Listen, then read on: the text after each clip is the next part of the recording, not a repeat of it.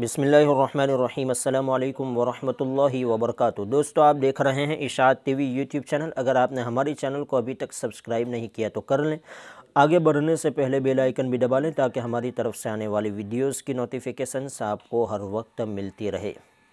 आपने इस मुल्क हिंदुस्तान में यौम जमहूरिया और यौम आज़ादी के मौके पर एक नारा बहुत ज़ोर शोर से सुना भी होगा और लगाया भी होगा, जय जवान जय किसान। लेकिन आज इसी मुल्क में एक जवान किसान के सामने लाठी लिए खड़ा है उसको मारने के लिए। इसी मुल्क को कृषि प्रधान देश भी कहा जाता है, यानी कि इस मुल्क के अक्सर व बेशतर अफराद किसान हैं, खेती बाड़ी से वाबस्ता है, इसी के ऊपर उनकी ज़िंदगी का गुजरान चलता है। मगर आज इसी मुल्क की राजधानी दिल्ली की सरहदों के ऊपर किसान अपने हुकूक का मुतालबा कर रहे हैं। वो बिल जिनसे किसानों को इत्तिफाक नहीं है, हुकूमत ने पास किए हैं, उनका मुतालबा है कि उन बिलों को वापस ले लिया जाए। गुज़श्ता कल गृह मंत्री अमित शाह ने कहा कि एहतजाज को वापस ले लिया जाए, उसके बाद हम किसानों की तंजीमों और उसके ज़िम्मेदारों से बात करेंगे, इस बिल के ऊपर ख़यालात का तबादला करेंगे। उस गृह मंत्री के इस बयान के बाद पंजाब की 30 तंजीमों के दरमियान मीटिंग हुई और उनके माबैन इस मुत्तफ़क़ा मौक़िफ़ का इजहार किया गया कि जब तक बिलों को वापस नहीं लिया जाएगा, किसान यहाँ दिल्ली की सरहदों से हटने वाले नहीं हैं।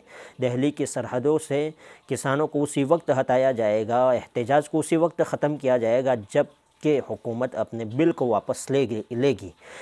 इस मीटिंग के बाद स्वराज मुहिम के नेता और उसके ज़िम्मेदार योगिंदर यादव ने जो कुछ पत्रकार को कहा, आप सुनिए।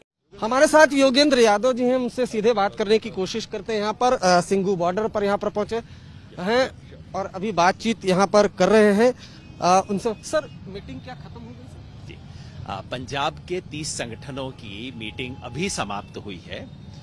उन्हें कल रात गृह मंत्री के वक्तव्य के बाद कल रात गृह सचिव अजय भल्ला जी की तरफ से चिट्ठी आई थी पंजाब के संगठनों को, ये कहते हुए कि आप यहां से खाली करो, आप खाली करोगे उसके बाद हम चर्चा शुरू करेंगे, और ये कहते हुए कि आपने जो धरना प्रदर्शन करना है बुराड़ी के ग्राउंड के अंदर ही कर लो, उसके बाहर कुछ नहीं। तो पंजाब के किसान संगठनों ने बैठक की है और सबने सर्वसम्मति से तय किया है कि ऐसे शर्तों को वो कतई नामंजूर करते हैं और शर्तों के साथ बातचीत करने के इस ऑफर को उन्होंने स्पष्ट रूप से ठुकरा दिया है।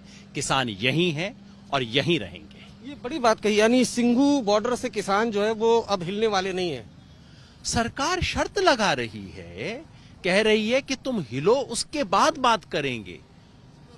जिसे कहते हैं ना, रस्सी जल गई मगर ऐंठ नहीं गई।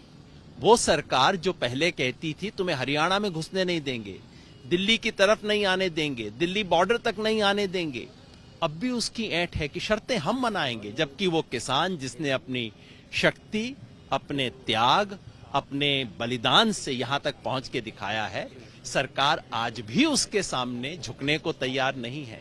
आज भी प्रधानमंत्री अपनी मन की बात में कह रहे हैं कि इससे तो बस ऐतिहासिक दरवाजे खुल गए किसानों के लिए, ये सब बातें कर रहे हैं। यानी कि सरकार का दिमाग नहीं बदला है।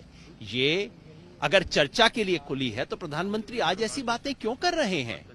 इसी के चलते मुल्क भर की बहुत सी तंजीमों ने किसानों की इस तहरीक और यूनियन के साथ यकजहती का इजहार करते हुए उसकी हिमायत का ऐलान किया है।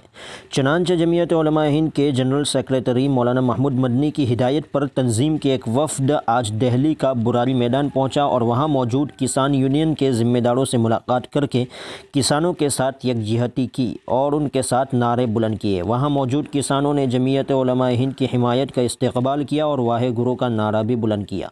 मेंबर प्लानिंग बोर्ड पंजाब के सिमरन साहब ने उसे हौसला बख्श करार दिया। जमीयत उलमा हिंद के इस वफ़द में मौलाना हकीमुद्दीन कासमी सेक्रेटरी मौलाना जमीयत उलमा हिंद, मौलाना दाऊद अमीनी नाइब सदर जमीयत उलमा सूबा दिल्ली, इसके अलावा दिगर कई ज़िम्मेदारों ने इस वफ़द में शिरकत की। जमीयत के इन ज़िम्मेदारों ने मुल्क भर की जमीयत की कमेटियों को इस बात की तरग़ीब दी है कि वो अपने तौर पर जिस तरह भी मुमकिन हो किसानों की इस यूनियन का और इस तहरीक के साथ यकजहती का इजहार करें।